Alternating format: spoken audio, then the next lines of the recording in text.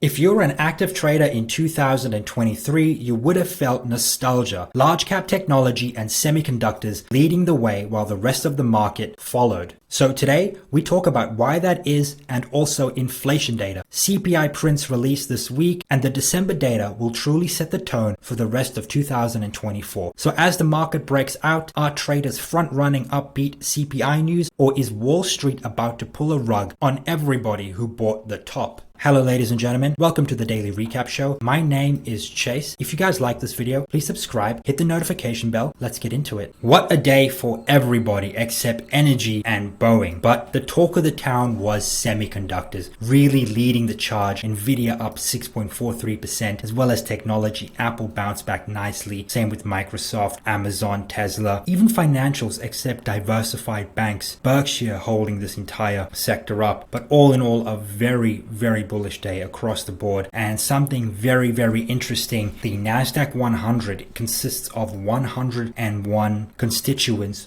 all of them except 8 were green, and 6 of those 8, all of them but 8 were green, and 6 of those 8 had declines of 0.5% or less. So a very bullish day for the Nasdaq 100. And the weekend poll has concluded. 63% of you are bearish, the rest of you are bullish. And maybe we use this as a contrarian indicator. 330 of you voted. There was 14 comments, quite constructive commentary in the comments, and I really love to see this, guys. So thank you all for voting. But maybe next week we'll see if we can do better. But the week is still young. We could go lower. The bears could win, but they're gonna have to put in a lot of work. Now, for those of you that follow me on Twitter, I told you guys on the weekend the path is higher. You want to be a buyer. Let's have a read. And if you don't already, follow me on X at FinFluentialX. And I said next week Vanna and Cham flows come back in a big way. 4650 is still on the table, but likely to be met by swift demand unless major changes in negative gamma occur. Dark pool prints confirm buying. We're going to talk about that. SPX 4680 is the buy zone. All else equal, easiest path next week is higher. Everybody on Twitter was bearish. Everybody was looking at 4600, 4550. I was bullish. I'm one of the only people was bullish, and look at where we are right now. Up like 80 points in the SP 500. And here are the majors. The Nasdaq and IWM outperformed. 1.4% gain in the S&P 500. Nothing to scoff at. Look at the RSP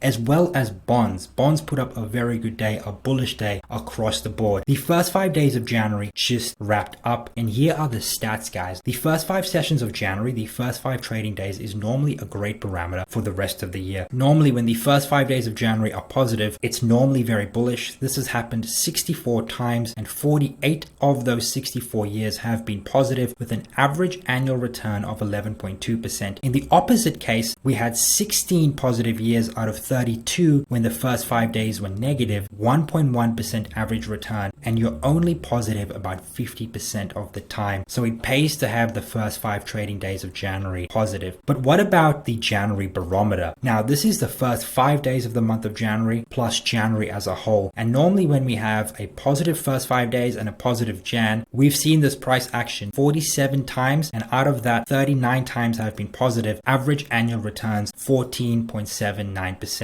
higher 82.98% of the time. What about January 2024? We've had the first 5 days are down. It's official. We can have one of two things. We can have a down January or an up January. And if we have the first 5 days down and an up Jan, this has happened 12 times. 8 of those years were positive with an average return of 7.1%. But if we have a down January, it gets much more grim. That has happened 20 times. 8 of those years were positive for an average return of 2.48%. So if we can get a positive Jan, it still sets up for a pretty good year regardless. Now let's talk about earnings, guys. And earnings season kicks off. Really, it kicks off on Friday with JP Morgan, United Health, Delta. The big financials are reporting on Friday. And here is what we are expecting. We are expecting revenue growth in the S&P 500 of 3.1%. Now in the financial sector, we are looking at Q4 earnings of 7%. So we are looking for bullishness in financials. And in terms of earnings growth, 1.3% in the S&P 500, and financials should come in at negative 3.1%. Even though top line is coming in pretty positive, bottom line is coming in pretty negative, and that's mostly because of delinquency provisions. And one thing I do want to note is that if you take out these 3 sectors, materials, healthcare, energy, the S&P 500 is going to report 7% earnings growth. as a whole, the rest of the market is actually doing really good if these earnings do materialize. But where does this leave us with valuation? Well, the S&P 500 is currently valued at 19.7 times, the rest of the world at 17.2, and the expected implied dividend yield for 2024 is a smidge above 1.5%. Pretty healthy dividend yield for those looking for dividend growth, for those dividend growth investors. Now, where can we find value? Because the S&P 500 is sitting at about its fair value. I do think 19 to 20 times is fair value, but we can find value in small caps. According to BofA, even after the Q4 rally, small caps are still cheap, trading at 14.7 PE. And if we actually have a look at Goldman Sachs research, they say current valuations point to solid small cap returns unless economic growth stalls. And most analysts are expecting a 2% GDP. If this is the case, we can expect returns of about 15 to 20% in small caps 12 months down the line. Let's say we get 0% GDP, it's not looking good for small caps, probably 2% returns there 12 months on. So hopefully we get like 1% to 2% GDP, and that is the forecast for now, depending on government spending. But let's go deeper into valuation, looking more than just 1 year out. And we got some great data from BofA. Now, they believe that the relative multiple suggests that small caps could outperform large caps over the next 10 years. The relationship between relative forward PE of Russell 2000 versus the Russell 1000 at subsequent 10-year annualized returns, this is what we can expect. So this is where we are right now. This number right here is essentially the premium that the Russell 2000 is going to return over the Russell 1000, and they see it as just at about 4%. So if large caps return 10%, Russell should return 14%. And continuing, they say the absolute forward PE ratio for the Russell 2000 suggests double-digit annualized 10-year returns, and this is where we are right now, sort of right there, 8% plus a 2.2% dividend yield. So you're looking at about 10% returns for the next 10 years in the Russell, and it's always good to have some small cap allocation, especially look at something like this. I'll put it in the description. You look at stuff like small cap quality ETFs or small cap cash cow ETFs. I think you'll even get outsized returns relative to this. Moving away from small caps, BofA also see large cap banks and mid cap banks as relatively attractive because they are trading at 27% below their pre-pandemic PE in large cap banks, and small cap banks are trading at 34% lower than pre-pandemic PE. And this is very interesting. The best bank in the world, JP Morgan Chase, trading at a 7% discount to pre-pandemic. So interesting. They're still trading at like a 13x PE. Very, very attractive there. So you can go out and buy the financial sector, buy the mid-cap sector. According to BofA, you should see great returns up until 2025, 2026. Let's switch gears. Let's talk about oil. Let's talk about crude. And crude oil fell 4%. Saudi price cuts renewed demand worries. Now, US crude fell 4% on Monday after Saudi Arabia slashed the price of its key crude product, renewing concerns that global demand is weakening. The sell-off came after Saudi Aramco slashed prices for Arab light crude to Asian customers by $2 a barrel. This does not look good for Saudi Arabia. This looks like panic in my opinion. Crude is now trading at 70 a barrel, just above the 70 level. It shed $2 overnight, and even though they're just doing this for Asian customers, I guess people can start routing their orders through Asia to get this discount. But that might not make a lot of sense because international freight rates are skyrocketing right now. This is the Shanghai to Rotterdam freight index, and essentially the price is increasing substantially, and goods PCE normally follows this index quite tightly, and we are getting inflation numbers, and if that's the case, January, February, March, we could see goods inflation increase, and we do know what happens when goods inflation increases, services inflation normally follows. So we do need to keep an eye on this as well as inflation numbers, because this could be a headwind for equities in 2024. Now let's talk about semiconductors, guys. The semiconductors had a killer day today. Nvidia up 6.4%, SMCI outperforming the broader index, every company beating the S&P 500 by a substantial margin, and this is why we got this news right here. This bill right here was passed. Blackburn-Peters bipartisan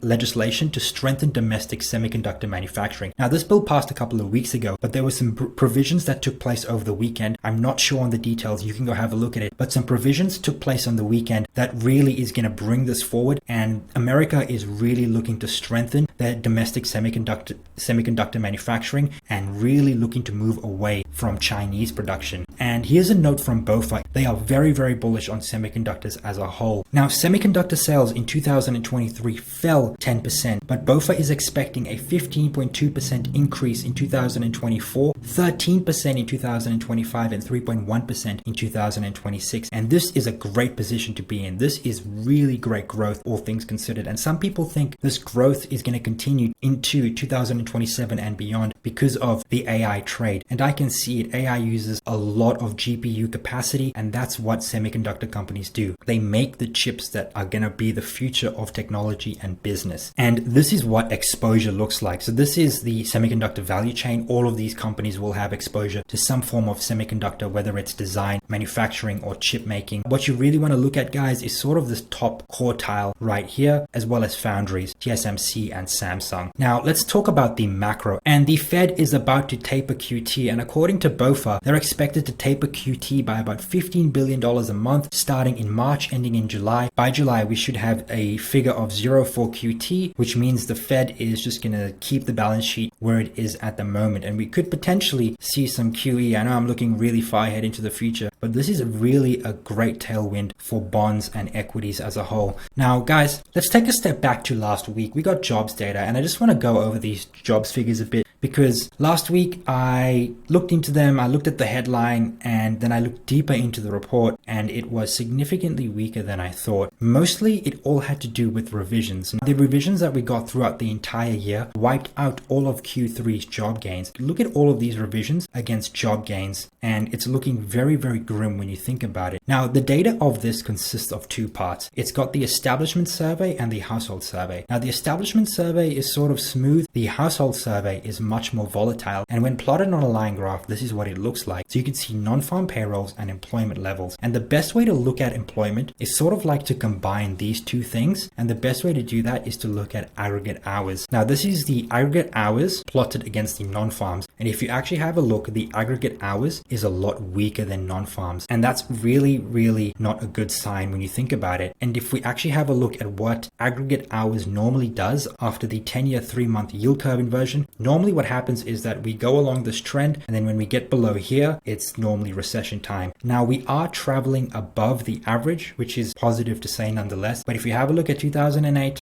anything can happen. And if we plot aggregate hours on a month-over-month growth rate basis, this is what we get. We can actually see that the 6-month annualized growth rate of employment is actually at 0.3%. It's not quite as strong as what non-farms was showing. Another indicator that we need to look at is household excess savings. Now, one thing I do want to note here is that excess savings is at 1 trillion. A lot of people see this as it's running out. It took us 2.5 years to go from here to 1 trillion. And I do think if we do follow this trend, it's going to take another 18 to 24 months, right? But one thing we do need to look out for is that if excess savings start deteriorating below trend significantly, that could be early signs of something happening under the hood that lagging indicators just won't show to us. And this is another indicator we're going to start watching on this channel every single week. But household net worth is still pretty high. According to Goldman Sachs, recent increases in asset prices have strengthened household balance sheets, leaving their net worth as a share of disposable income at the highest level in history, aside from 2022. So net worth as a whole is still very, very high, but the majority of this net worth is in the top quartile of income earners. Let's talk about seasonality. And this is the S&P 500 monthly performance during election years. Normally the first 4 months are pretty flat. May can get brutal, but what we're really looking for is a dip buying situation for the rest of the year to capitalize on all of this and all of this. Now, looking at indices during an election year, the Russell 2000 tends to outperform the S&P 500. And I think a lot of this has to do with the amount of fiscal spending that happens in election years. Fiscal spending is looser, trying to buy the vote. But we could see here that we just pick a random year, 1992, the Russell 2000 returned 16%, S&P 500 4%. 2020, 18% for the Russell, 16% for the S&P 500. And this figure right here, Russell versus SPY, 6%, it's positive. That means the Russell outperformed the S&P 500 during presidential election years. Now, volatility is the toll we pay to invest, guys. We just had a 3 to 4% dip. We're going to get 6 more of these this year. So it's not something that you should be really, really worried about. We actually get 5% corrections 3.4 times a year and a 10% correction about once per year. So there's going to be a lot more volatility coming this year. We may even get a 15% severe correction. That might happen. But as it stands, guys, volatility is what we pay to invest. If you're watching this channel, subscribe. I'm going to tell you exactly when I hedge my portfolio so you can hedge your portfolio and take advantage of these dips we do get in the market. Now, here's the January seasonals. On average, we return about 1.4% in the month of January since 1950. We've been underperforming seasonality for the first 4 or 5 days of January, but we made a huge comeback and the price always reverts to the mean. It always takes me by surprise when this type of stuff happens, even though I've seen it so many times over. But let's talk about gamma, guys, and I want to talk about this quite a lot. And this is why on Twitter I said the market is a buy right now. Guys, so this is the gamma right here. So this is Friday, this is Monday. What we saw right here on Friday was a huge amount of gamma. Then on the weekend, I see all of this, and there's a lot less gamma in this box. And then you actually look at it closely, and a lot of gamma expired, and a lot of this negative gamma moved up into the positive territory. We could see right here, the 4600 strike was sitting at -6. And what this number means is essentially the amount of dollars in billions that market makers need to hedge their portfolios for every 1% price move in the S&P 500. This number was sitting at -6 billion, in other words, short 6 billion. We come on Monday and it's sitting at 5. We look at the same right here. The 4650 area is about at the same where it was on Friday, but there's a lot less of these huge gamma strikes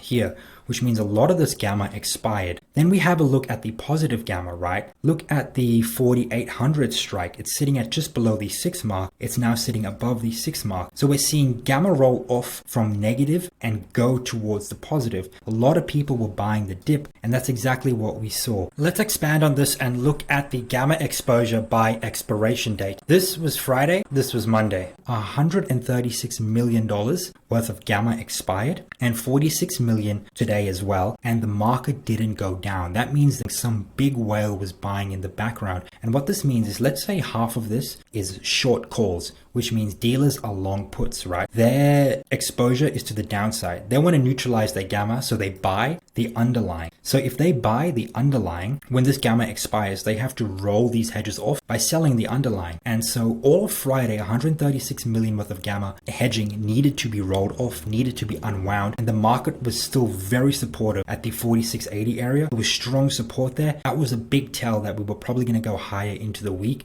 And same today, there was a lot of dealers selling pressure, and we still went significantly higher. Another thing was a lot of positive gamma came in at the January expiration right there and increased right there. And positive gamma is increasing, negative gamma is decreasing across the tape. That was the sign that we're probably going to go higher. A lot of people miss this. And here's the heat map for today. We sort of like opened around this area and just absolutely rallied. It was non-stop. Above, we went to what, 4777, 4780, and this is why I said 4650 could pose problems. Huge amounts of negative gamma right here. We would probably slip right through all the way to the 4630 level, but we didn't. We just opened and rallied, and we even rallied through this positive gamma pocket. And this right here, this 4750 area, is going to be good support if we do come down. Something that also got my attention on the weekend was this high volume node right here. We were sitting right on it. We didn't go below it, and we bounced right off it. So this high volume area was actually, we found support at this high volume area, and this is probably where a lot of that gamma came into the market. Something I also put on my Twitter for all of you guys to see was this chart right here. I actually showed you this in my Friday video too. I said there was a ton of buying in this area, and I don't think I outlined the significance of all of this. This is signature prints. Essentially what market makers do, right, is they'll route their orders through Europe, so they only have to report their orders 24 hours later. Market makers were buying on Thursday. It only showed up in the dark pools on Friday, which means when we were going down on Thursday, right, these guys were buying, they entered their trades, and they were just waiting for capitulation. And that's exactly why they were buying. They were buying because they knew they were going to take the market higher today.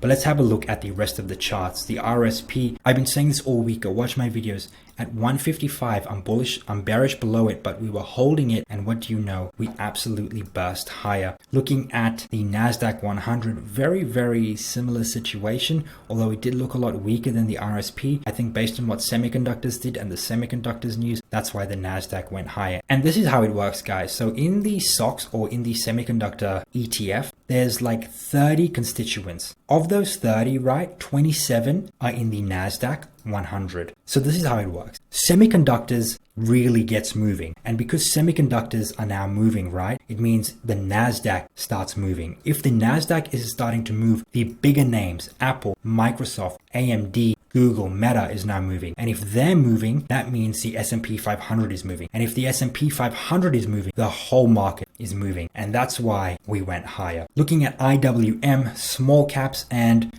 we closed this gap and bounced. What Russell 2000 really needs to do right now is either form a base right here and go for this high. They really need to go make a higher high. If they don't, it's looking a bit weak for small caps, and maybe we wait for a pullback to the 186 level. Looking at mid caps, looking a lot stronger. Why? Because we closed above this high right there, but it needs to do the exact same thing like the Russell. Go attack these highs and form a higher low. Looking at Apple, and I was saying all week we're going to bounce off this moving average at the 180. That's exactly what we did, and we want to see follow through and go for this gap fill, exactly like we did right here. Apple bounced, right? And then we went for this gap fill. So that's what I'm aiming, 192 for Apple. Where are we right now? 185. Looking at Nvidia, super strong, and it's potentially breaking above this high right here. And if it does, there's really just huge amounts of upside. And I think a lot of these tech stocks are running into earnings, and then they're probably going to sell, buy the rumor, sell the news. Looking at the semiconductor index, sort of this right here is sort of like a handle of a major cup and handle. We've broken above, used it as support, and this actually looks quite bullish. Lower high, lower high, lower high. We're gonna make a higher high, super bullish, and the trend will just continue until this low gets broken. I would stay bullish on semiconductors. Looking at Boeing, and I think Boeing's going lower. I think Boeing's going to go to this 200-day moving average. It could bounce here. It was a brutal day, down 8%. Boeing probably goes lower. It was really rough what happened to Boeing and the news event with that flight in the plane door. Looking at TLT, bounced off the moving average, and like I said, the 10-year treasury yield at 4%, I think that's resistance for the 10-year treasury yield. If it does get above user support, that could be a different story, but the 4% 10-year is, everything is based on the 10-year yield, and if the 10-year yield is finding resistance, so will the 20-year, so will the 30-year. That's exactly what we're seeing for TLT. What TLT needs to do is go and break this high. And that's a very common theme you're going to see. If we do want this uptrend to continue, we do have to go take out the highs and form a higher low. Looking at in crude. Now looking at the 10-year yield, this is what I was talking about. We're seeing resistance right here at the 4% mark. I do think if we break above and go, that could be bad. But as it stands right now, this is providing very strong resistance, and we should probably see yields come down through the rest of the week, especially if CPI comes in really cool. And we're going to talk about CPI expectations a little later. Looking at JP Morgan, and it was looking like a brutal day for JP Morgan, but they pared all of their losses. I mean, down 0.5%. All things considered, that's a brutal candle. I think JP Morgan probably needs to come back down a little. Financials have ran, maybe come back down, form a higher low, and then go for new highs for the 180, 190 area in JP Morgan, but pull back a bit. It's not a bad thing to do. It's very healthy, actually. Looking at United Health, and I think a lot of people are trying to figure out what this is going to do in earnings, and this is why we're kind of seeing this base right here. Healthcare earnings are expected to be negative 20% this quarter, and I think a lot of people don't know what's going to happen with healthcare, and that's what we're seeing.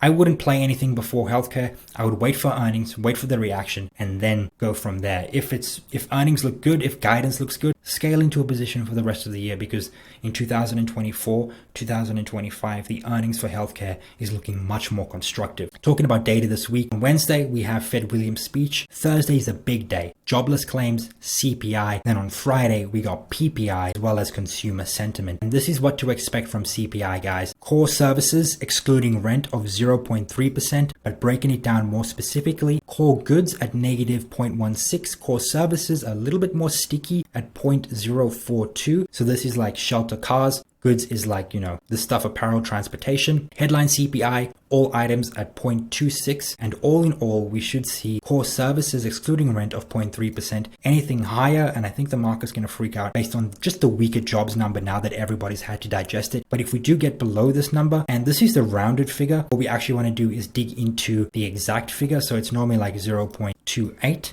If it's at 0.3 or lower, that's going to be cool. If it's like 0.31, the market's probably not going to like that, but we'll see what the market's reaction is. But if you've made it up until here, guys, thank you so much. If you like this video, please subscribe, hit the like button, hit the notification bell too, leave a comment. Cheers.